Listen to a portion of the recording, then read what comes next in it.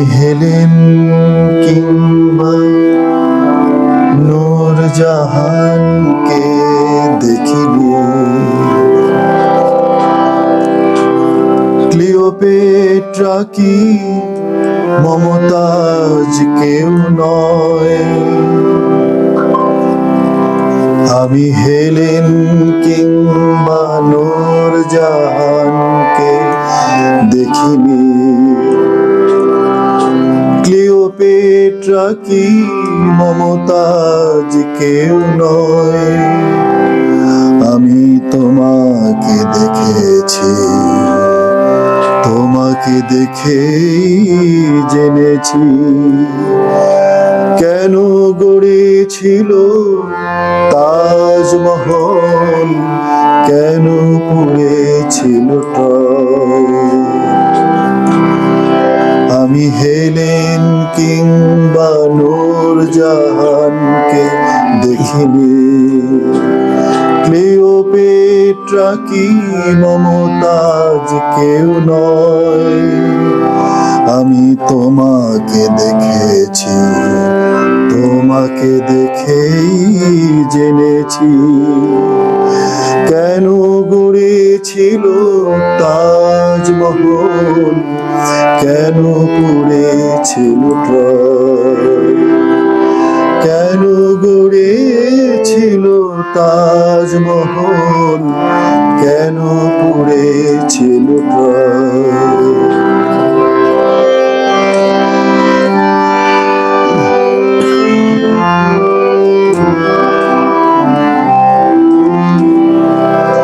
হাফিজ বিকালো Bukhara Samarkand, প্রিয়ার কপলে একটি তিলের জন্য।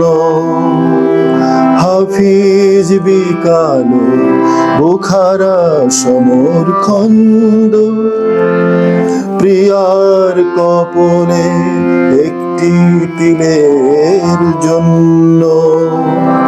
পাহাড় কেটেছে বুকের পাঁজর ভেঙে, কিছু না পেয়েও তবু ফরহাদ জীবন মেনেছে ধন্য। কোথায় হাফিজ, কোথায় যে সিঁড়ি, কোথায় বৃন্দাবন। আমি তোমাকে দেখে জেনেছি শত গোপিনীর বাহুলতা বলিলে। শ্যামের বাঁশরি কেঁদে কেঁদে কেন, শ্যামের বাঁশরি কেঁদে কেঁদে কেন রাধিকার কথা কয়। কেন গড়েছিল তাজমহল, কেন পুড়েছিল ট্রয়।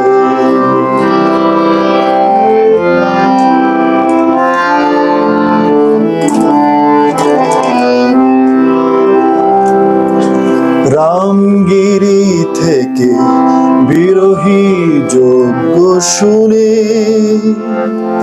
চিঠি লিখেছিল শ্রাবণের মেঘে মেঘে। কত পথ ভেঙে জীবন আনন্দ শেষে, পথের ঠিকানা পেয়েছিল খুঁজে কার চোখে চোখ রেখে। কোথায় কে ছিল কালিদাস কবে, নাটোরের বনলতা। আমি তোমাকে দেখে জেনেছি শত গোপিনীর বাহুলতা অবহেলে। স্বামীর বাঁশরি কেঁদে কেঁদে কেন, স্বামীর বাঁশরি কেঁদে কেঁদে কেন রাধিকার কথা কয়। কেন গড়েছিল তাজমহল, কেন পুড়েছিল ট্রয়। ছিল তাজমহল, কেন উড়েছিল ট্রয়। বাহ বাহ বাহ, ঐতিহাসিক গান, খুব সুন্দর গান। সবাইকে স্বাগতম সুরের গল্প অনুষ্ঠানে, সুরের আড্ডায়। আজকে আমাদের সাথে বিশেষ অতিথি আছেন সঙ্গীত বিভাগের, ঢাকা বিশ্ববিদ্যালয়ের সঙ্গীত বিভাগের শিক্ষক ডক্টর সাইম রানা, যাকে আপনারা অনেকেই চেনেন। শুধু গান বাজনা না, গানের সাথে তার যে ঔপপত্তিক বিষয় আছে, বেসিক জায়গা আছে, এই জায়গা নিয়ে উনি কাজ করেন। গান বাজনা তো করেনি। আমরা আজকে আড্ডা দিব ডক্টর সাইম রানার সাথে। এমনিতে আমরা কলিগ হলেও আজকের আড্ডাটা একটু অজানা তথ্য দিয়ে ভরা থাকবে, যেগুলো আমরা হয়তো অনেকে জানি না।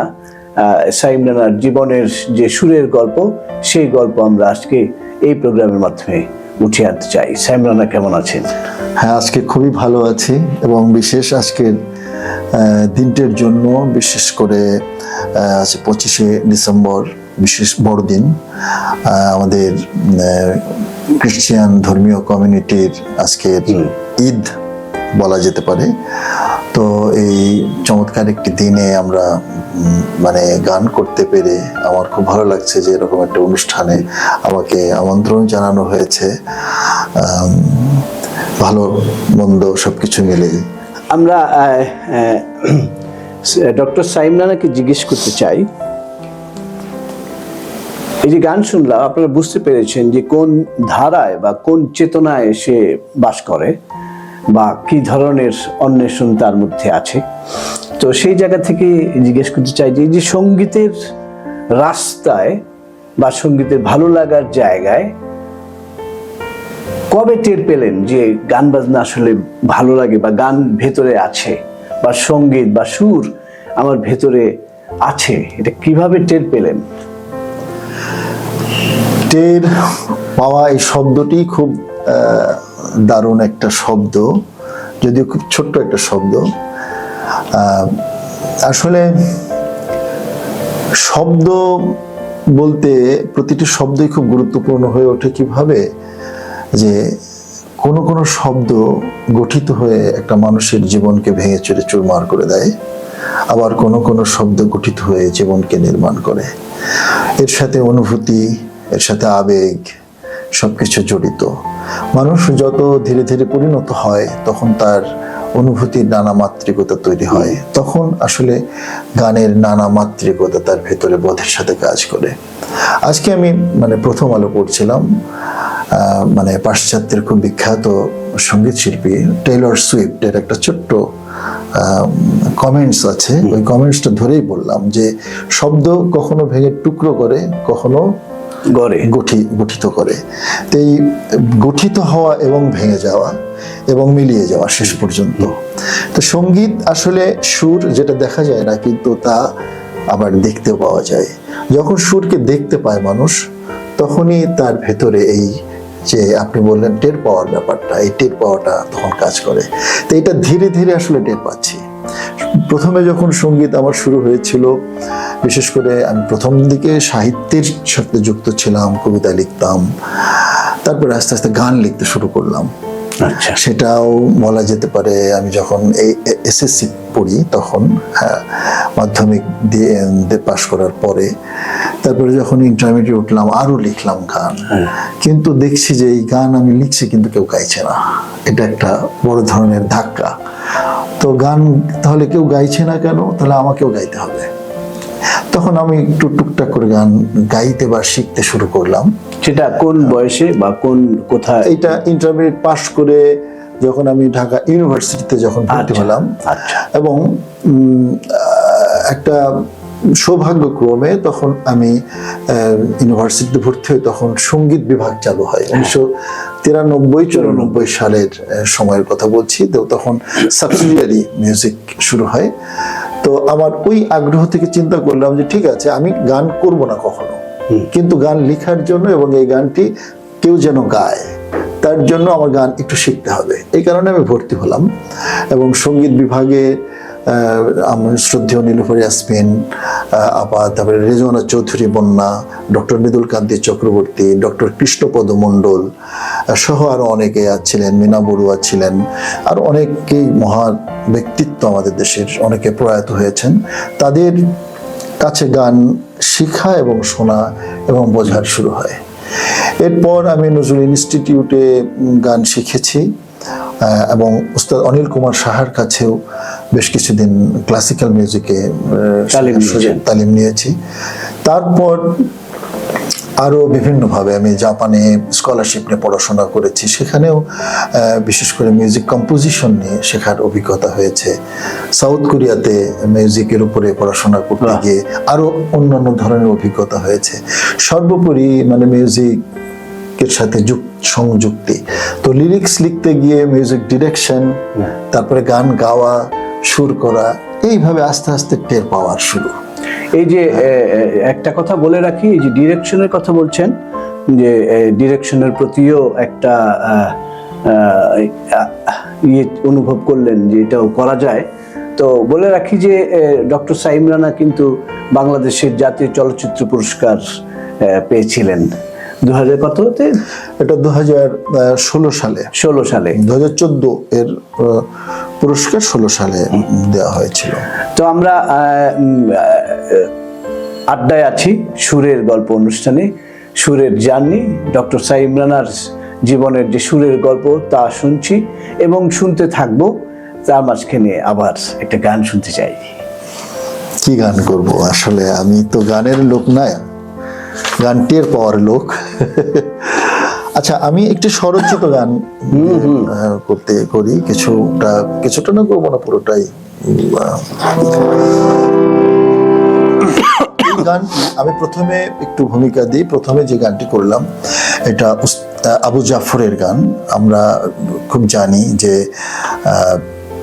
এই পদ্মা, এই মেঘনা, এই যমুনা সুরমা নদী, কিংবা তোমরা ভুলে গেছো মল্লিকাদির নাম, এই গানেরই একজন গীতিকার আবু জাফর। তার একটি দুর্লভ গান আমি প্রথমে পরিবেশন করলাম।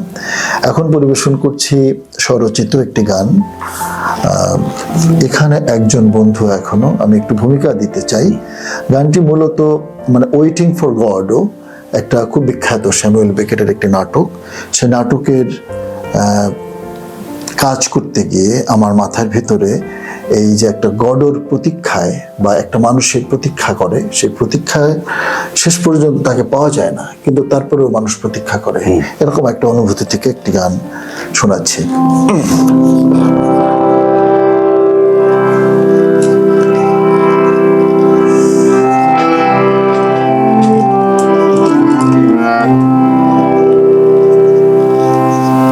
এখানে একজন বন্ধু এখনো দাঁড়িয়ে আছে, কার প্রতীক্ষায়।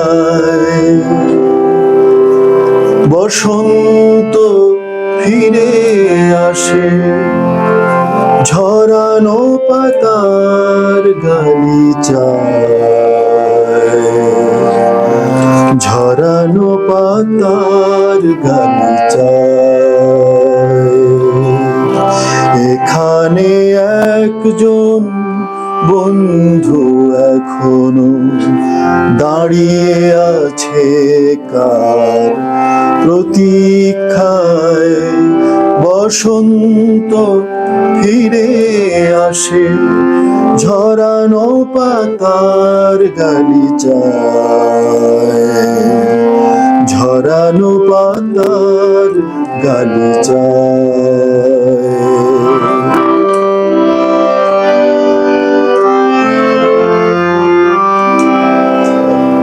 যে যাবার যেখানে আশ্রয়, সেখানে চলে গেছে নিজের ঠিকানায়।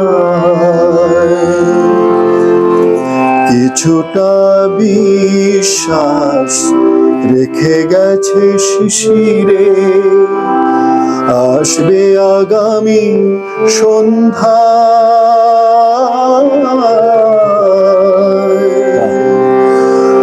বসন্ত ফিরি ফিরি পাতা ঝরে শিরি শিরি, বসন্ত ফিরি ফিরি পাতা ঝরে শিরি শিরি, আসে না অতিথিয়া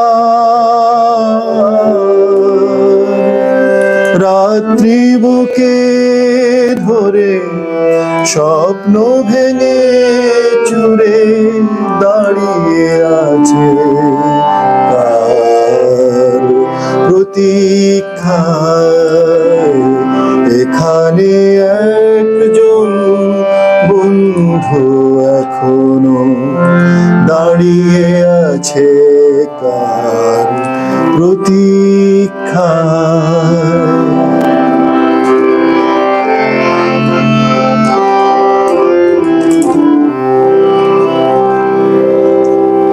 কত যে যাত্রী আসে জোয়ার ভাটার টানে, কত যে যাত্রী চলে যায়, একলা বন্ধু তুমি রৌদ্র ঝড়ের পিঠে অপেক্ষা করো কার আশার আশায়, এখানে একজন বন্ধু এখনো দাঁড়িয়ে আছে কার প্রতীক্ষায়। বসন্ত ফিরে আসে ঝরানো পাতার গালিচায়, ঝরানো পাতার গালিচায়। বাহ,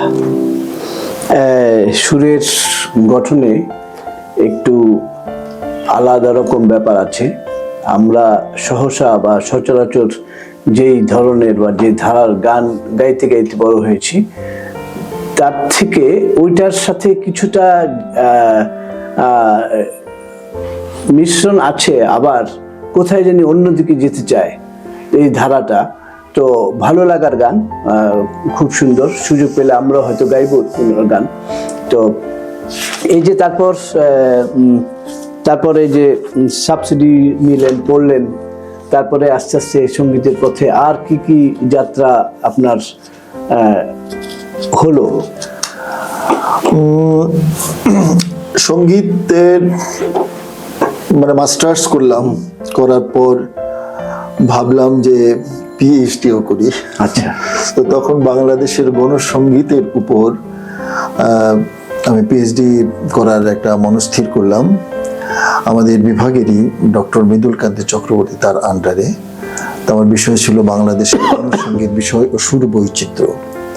তো সেই কাজটি করতে গিয়ে আমার যে অভিজ্ঞতা হলো, বিশেষ করে সঙ্গীত তো শুধুই মানে বললেই সঙ্গীত নয়, সঙ্গীতের সাথে যাবতীয় শিল্প তো আছেই। আমরা যদি বলি নৃত্য কিংবা নাট্য, এর বাইরেও আরো অনেক কিছু সংযুক্ত আছে, বিশেষ করে রাজনীতি, আমাদের পলিটিক্যাল সায়েন্স, এমনকি সোশিওলজি, এমনকি অ্যানথ্রোপোলজি, সাইকোলজি, সবকিছুর সাথে সঙ্গীতের একটা আন্তঃসম্পর্ক রয়েছে।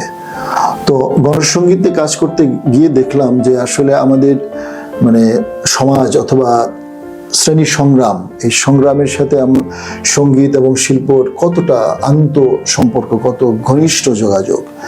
তো সেখানে বিস্তৃত, বিশেষ করে আমরা ইতিহাস পড়া কিংবা সঙ্গীতের প্রাচীন যে ইতিহাস আছে, সেই দিকগুলো আস্তে আস্তে আমার আয়ত্তে আসতে শুরু করলো।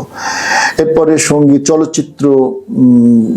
চলচ্চিত্রের সাথে যুক্ত হয়ে কিছু ফিল্ম বানালাম, বিশেষ করে মিউজিক ডিরেকশনের কাজ করলাম।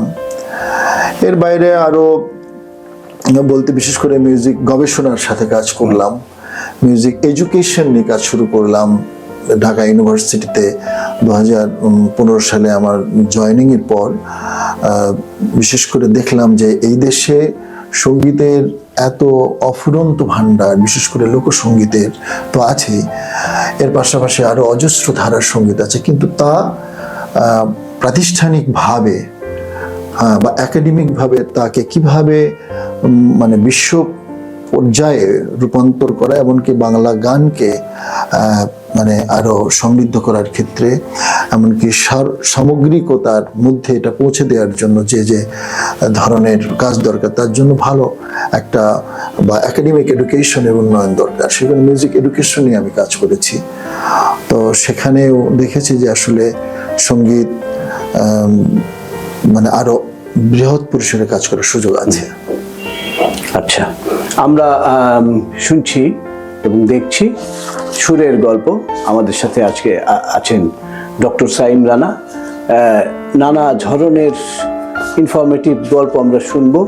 শুধু সঙ্গীত গাইলেই চলে না, তার সাথে অনেক বিষয় যুক্ত থাকে, রাজনৈতিক, সামাজিক প্রেক্ষাপট, সমস্ত কিছু মিলিয়ে আসলে সঙ্গীত। এবং যারা সঙ্গীতজীবী, যারা গান বাজনার সাথেই থাকেন এবং যাদের কাজ সঙ্গীতের সাথেই থাকা, তাদের আসলে এই বিষয়গুলো খুব জানা জরুরি। তো আমরা গল্প শুনছিলাম এবং এই গল্প চলমান আছে, আমরা শুনতে থাকবো ডক্টর সাইম রানার সুরের গল্প, সুরের জার্নি। তো এই পর্যায়ে আমরা অনেক ইনফরমেটিভ কথা শুনলাম, এবার একটা গানে যেতে চাই। গানে গানে আড্ডা। একটি লোকসঙ্গীত করি, লালন সাঁইজির একটি গান আমার খুব প্রিয়।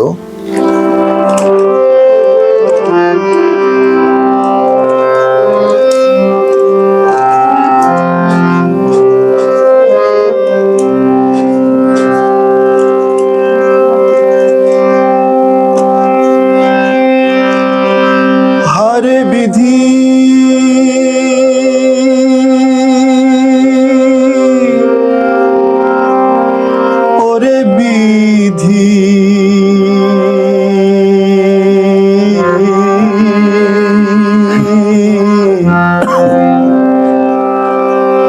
তোর মনে কি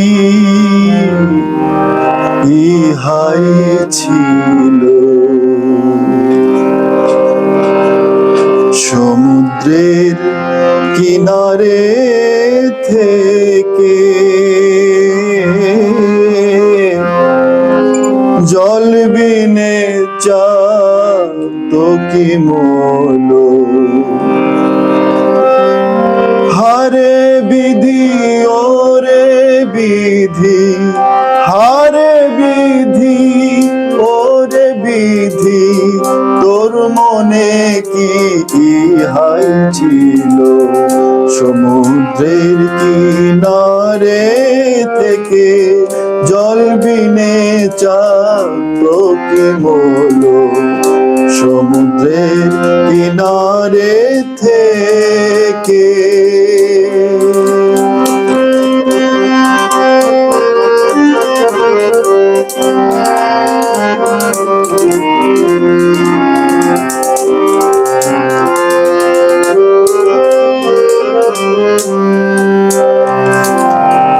চাতক থাকে মেঘের আসে,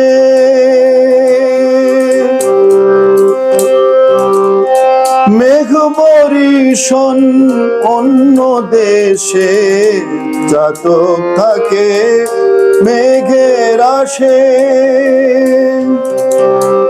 মেঘ বরিশন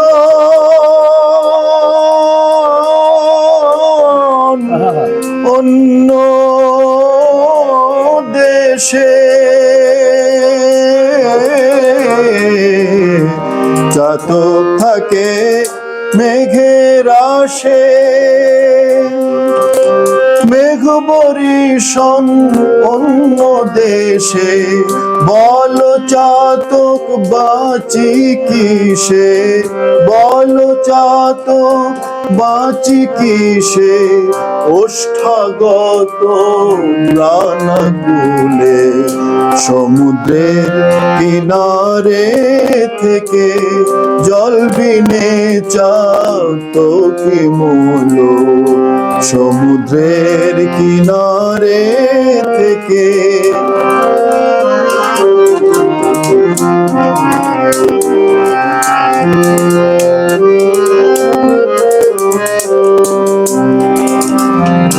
বিনে নব ঘন বাড়ি,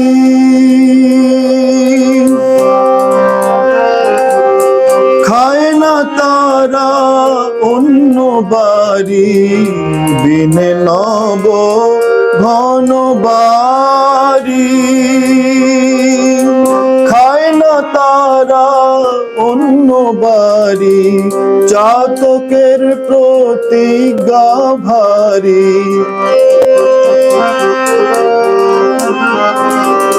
চাতকের প্রতিজ্ঞা ভারী। যাই যাবে প্রাণ সেও ভালো, সমুদ্রের কিনারে থেকে জল বিনে চাতকি মূল।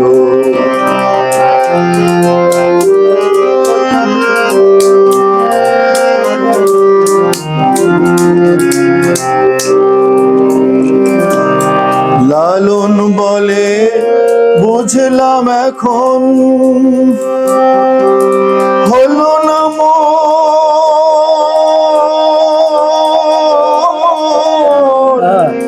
ভজন সাধন।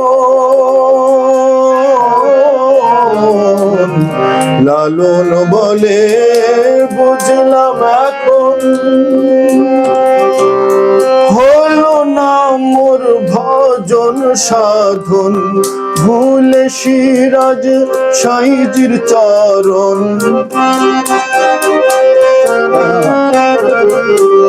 ভুলে সিরাজ সাইজির চরণ। তাইতে জন্ম বৃথায় গেল, সমুদ্রের কিনারে থেকে জল বিনে চাতকি মূল। সমুদ্রের কিনারে থেকে। বাহ বাহ বাহ বাহ বাহ বাহ, কি সুন্দর। প্রশ্ন ছুড়ে দিচ্ছে না, প্রশ্ন সমাজকে প্রশ্ন ছুড়ে দিচ্ছে। সমাজ শুধু না, আসলে শরীর এবং মন কে কার সম্পর্ক তারই একটি ইঙ্গিত রয়েছে। আসলে যে নিষ্ঠাবান, যে প্রকৃতি এবং পরমের সাথে নিজেকে যুক্ত করতে চায়, তার সাধনা কিন্তু ত্যাগের, ভোগের নয়। আমাদের এই ভোগবাদী সমাজে আমরা শিল্পকেও ভোগ করতে চাই, অর্থকে ভোগ করতে চাই, জীবনকে ভোগ করতে চাই, কিন্তু সাধকেরা বলেছেন ত্যাগেই শান্তি। এই ত্যাগ আসলে জীবনকে স্যাক্রিফাইস করা এবং প্রতীক্ষা। এখানে সেই প্রতীক্ষার কথাই বলা হচ্ছে যে একটা চাতক, সে তার সিম্বলাইজ করা হয়েছে মানুষের জীবনে। সে কিন্তু আসলে বৃষ্টির জল ব্যতীত, মানে যতই তৃষ্ণার্ত হোক, বৃষ্টির জল ব্যতীত সে কিন্তু তৃষ্ণা মেটায় না। তো আমাদেরও যে শিল্প সংস্কৃতি কিংবা আমরা যে সমাজের কথা বলতে চাই, যে রাষ্ট্রের স্বপ্ন দেখি, যে ধরনের জীবনের কথা, জীবনকে আমরা চাই, তার জন্য কিন্তু একটা এরকম প্রতীক্ষার বিষয় আছে। বৃষ্টির মতোই কোনো একটা কিছু যা প্রতীক্ষা ব্যতীত হয় না। এটা আমার কাছে এই গানের প্রতিভাস আমার কাছে মনে হয়। আমরা বোধহয় এই যে প্রথমে বলছিলাম যে ডক্টর সাইম রানা, তার কথায় শুধু কথা না, সেটার সাথে যুক্তি যুক্ত থাকে। তো সেই যুক্তি দিয়ে আগামীর সংস্কৃতি বা আগামীর যে সঙ্গীত বা আগামীর যে এই সামাজিক প্রেক্ষাপট বা রাজনৈতিক অস্থিরতা, সব কিছু মিলে সঙ্গীতের যে পট, সেটা কীরকম থাকবে বা কীরকম হতে যাচ্ছে বা কীরকম একটা সম্ভাবনা তৈরি হতে পারে, এই বিষয়ে আমি যদি জানতে চাই, তাহলে আপনার কি বলার উদ্দেশ্য কি আছে, মানে লিসনারদের উদ্দেশ্যে বলার, যে এই যে সঙ্গীতের এখনকার যে পরিস্থিতি, আমরা আগে যেটা করে এসেছি এবং এখন যে অবস্থা বিরাজমান, এবং এই যে রাজনৈতিক, তারপরে সামাজিক, সব কিছু মিলিয়ে যে সঙ্গীতের যে অবস্থা, এটা হাল বা বেহাল কোনোটাই বলতে চাই না, এইটার পরবর্তী চিত্রটা কি হতে পারে আপনার ধারণা? আমি মনে করি প্রতিটি সময় সম্ভাবনার। যখন সময় মনে হয় খুব স্থির, তখন কিন্তু নির্মাণের পথ বন্ধ হয়ে যায়। আমরা যদি দেখি সেই 47-এর কথা, তখন কিন্তু একটা বিপদ সংকুল এই দেশের এই অঞ্চলের মানুষ, আমাদের বাংলাদেশের কথা যদি বলি, তখন কিন্তু এই সংকট মুহূর্তে প্রচুর সঙ্গীত রচিত হয়েছে। স্বদেশী গান প্রথমে আমরা 20 শতকের সূচনায় পেয়েছি। 47-এ গিয়ে আমরা স্বাধীনতা স্বপ্নের এবং কি স্বদেশাত্মক গান, দেশাত্মবোধক গান আমরা পেয়েছি। 52-এর ভাষা আন্দোলনে আমরা সেই 71-এর মুক্তিযুদ্ধ পর্যন্ত অজস্র ভাষার গান পেয়েছি, আরো অনেক। 71-এ আমরা আরো অজস্র গান পেয়েছি। ঠিক 24 আমাদের এই সময়ে একটি ক্রান্তি লগ্ন। এই সময়ে আমরা আমাদের রাষ্ট্র সমাজ, নানা ধরনের প্রশ্ন, নানা ধরনের অস্থিরতা বিরাজ করছে, কিন্তু এর ভিতর থেকে আসলে এই সময় নতুন সম্ভাবনাকে ইঙ্গিত করে। আমরা দেখছি যে যেমন ছায়ানটের কথাই যদি বলি, যে ছায়ানটে অগ্নিদগ্ধ করা হয়েছে, কিন্তু শিল্পীরা রাস্তায় নেমে এসেছে। ঠিক এটাকে আমি মেলাবো খুব অদ্ভুতভাবে, যে 16 শতকে যখন উপাসনালয়ে পুরোহিতরা, আমি পাশ্চাত্যের ইটালি কিংবা ফ্রান্সের কথা বলছি, সেখানে পুরোহিতরা কিন্তু সঙ্গীতের উপরে এক ধরনের চাপ সৃষ্টি করেছিল এবং সৃষ্টিশীল সঙ্গীতকে মানে মন্দিরে বা গির্জায় না গাওয়ার জন্য একটা চাপ সৃষ্টি করেছিল পুরোহিতরা। তখন সমস্ত শিল্পীরা রাস্তায় চলে আসছিল। তা আপনি দেখেন এখন রাস্তায় রাস্তায় গান হচ্ছে। যত আঘাত তত প্রত্যাঘাত, এবং তা বিপুল বনে মানে, এবং সেটা আমার মনে হয় যে আবার আরো ডাবল শক্তিতে সেটা অনেক অনেক বেশি। এটার মানে ভাইব্রেশন এন্ড রিভারবেরেশন, এর নিনাদ কিন্তু অনেক প্রখর। তো মানুষের ভিতর থেকে জেগে ওঠে প্রতিটি সময় সম্ভাবনার। আমাদের শুধু পর্যবেক্ষণ করতে হবে সময়কে, এবং সেটা পজিটিভলি, সেটাকে খুব বিজ্ঞতার সাথে এবং বিচক্ষণতার সাথে সেটাকে চিন্তা করতে হবে, এবং এই পরিস্থিতি যে তৈরি হচ্ছে সেটাকেও কিন্তু খেয়াল করতে হবে, এবং সেটা কিভাবে উতরে ওঠা যায় তার জন্য নতুন নতুন চিন্তা আমাদের। এবং শিল্প কিন্তু আসলে বিচক্ষণতার। এখানে আমরা বিনোদনের কথা বলি কিংবা আরো ললিত কলার কথা বলি, আনন্দের কথা বলি, কিন্তু আসলে তা নয়, বরং এটা অনেক বেশি বিচক্ষণতার। যখন আমাদের শিল্প সংস্কৃতি বিচক্ষণতা থেকে সরে যাবে, তখনই কিন্তু এই ধরনের একটা মানে প্রতিবন্ধক একটা পরিস্থিতি তৈরি হবে। তো এইটাই টের পাওয়ার ব্যাপার। আপনি প্রথমে যে টের পাওয়ার কথা বললেন, এখন সঙ্গীত টের পাওয়ার সময়, যেটা নতুন সঙ্গীত সৃষ্টির একটা সময়। যারা করবে তারা এই সময়কে ধারণ করবে। যারা রবীন্দ্রনাথ নিজেরাও টের পাচ্ছে এবং টের পাওয়ানোর জন্যও চেষ্টা করছে। এবং দেখবেন যে রবীন্দ্রনাথ কিন্তু স্বদেশী আন্দোলনের গান যখন লিখেছেন, এমনকি নজরুল বিদ্রোহী গান লিখেছেন জেলে বসে। তো জেল কতটা তার মৃত্যুর মধ্যে তার, এবং সেই সময় যে কারার ওই লৌহ কপাট লেখা হয়েছে। হ্যাঁ, তো এই দেখুন যে কঠিন সময়ে কিন্তু ভালো গানগুলো হচ্ছে। তো এটা সেই সম্ভাবনাকে আমি মনে করি আরো জাগিয়ে তুলছে।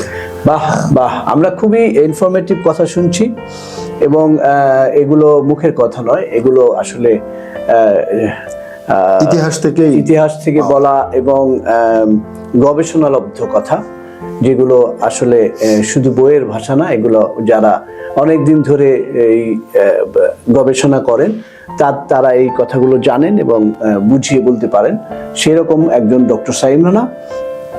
আমরা একেবারেই শেষের দিকে চলে এসেছি। আমরা জানতে পারলাম যে কিভাবে ডক্টর সাইম রানার সঙ্গীতের জীবন শুরু হয়েছিল, কিভাবে মাঝখানে কাটছিল, তারপরে আসলে সঙ্গীত সম্পর্কে যে ধারণা বা সামাজিক প্রেক্ষাপট থেকে শুরু করে রাজনৈতিক সবকিছু নিয়ে একটা সুন্দর একটা ধারণা আমরা পেলাম। আমরা প্রায় শেষের দিকে আছি। যারা সুরের গল্প অনুষ্ঠানে আছেন বা দেখছেন, তাদেরকে অনেক ধন্যবাদ আমাদের সাথে থাকার জন্য। আমরা শেষ করব, কিন্তু তার আগে একটা গান শুনতে শুনতে আমরা শেষ করতে চাই। খুব দ্রুত সময় শেষ হয়ে যায় এবং সেই সাথে ঘড়ির কাঁটাও ঘুরতে থাকে। আমি এরকম একটি গান গাইতে চাই আজকে। এটি একটি স্বরচিত গান বলা যেতে পারে, প্রায় 25-30 বছর আগের লেখা। যখন আমি প্রথম মানে এই সঙ্গীতের পা রেখেছি বা শুরু করেছি বিশ্ববিদ্যালয় জীবনে ছাত্র অবস্থায়, তখনকার একটি গান আমি পরিবেশন করছি।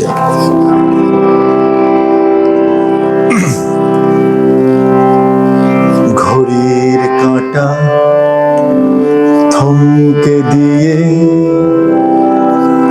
সময়টাকে বলল সে এখন চলল, সে এখন চলল। ক্ষুধার্ত প্রাণে প্রজাপতি পাখনা যখন মেলল, বাতাস তখন সেই পাখার রঙে সামান্যটা দুলল, সামান্যটা দুলল। ঘড়ির কাঁটা থমকে দিয়ে সময়টাকে বলল সে এখন চলল, সে এখন চলল।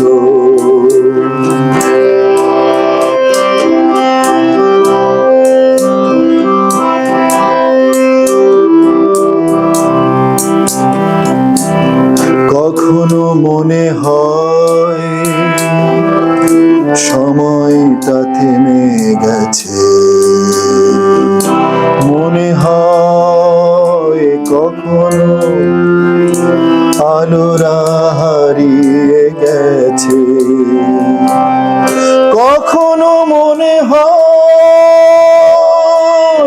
সময়টা থেমে গেছে, মনে হয় কখনো আলোরা হারিয়ে গেছে। এমন আধারে গভীর অপেক্ষায় প্রভাত যখন ফিরল অরণ্য হতে, শহরে আবার কোকিলরা সুর তুলল, কোকিলরা সুর তুলল, কোকিলরা সুর তুলল, কোকিলরা সুর তুলল।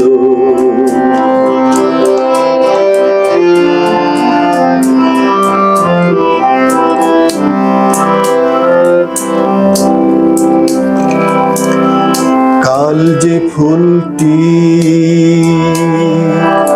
ঝরে গেছে সন্ধ্যায়, তার জন্য কেন কেঁদে হও খুন? কাল যে ফুলটি ঝরে গেছে সন্ধ্যায়, তার জন্য কেন কেঁদে হও খুন? পৃথিবীর নিয়ম রেখা ঘোড়ার খুরের মতো পুরাতন ভাঙে আর গড়ে নতুন, তেমনি করে নতুন কলিটি আজ চিকন পাপড়ি মিলল, স্মৃতির খাতা কেটে স্বজন হারানো গাছ পুরাতন ব্যথা ভুলল, পুরাতন ব্যথা ভুলল। ঘড়ির কাঁটা থমকে দিয়ে সময়টাকে বলল সে এখন চলল, সে এখন চলল, সে এখন চলল। বাহ, টাটা। যাই তাহলে, সবাইকে ধন্যবাদ।